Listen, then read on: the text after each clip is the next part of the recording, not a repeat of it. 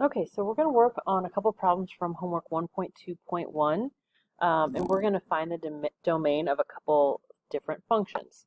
So the first one we're going to look at is number 10 from the homework, and it looks like this.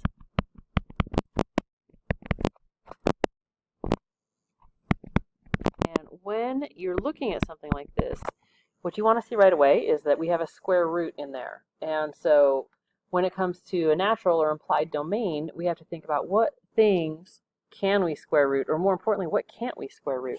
So when we look at this, we cannot square root negative numbers.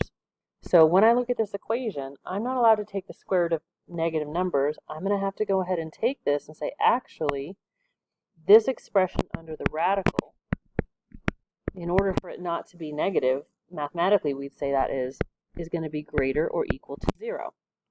So these are some of the constraints that we're going to have for what kind of x's we can plug in, because we know that we can't square root negative numbers, so any x that would make the 15 minus 5x be negative isn't going to work.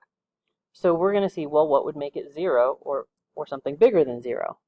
So if we're going to go ahead and solve this, I'm going to subtract over the 15. So we got negative 5x greater or equal to negative 15. Divide by that negative 5. Don't forget, when you divide by a negative, we have to flip that inequality sign around. And x is less than or equal to 3.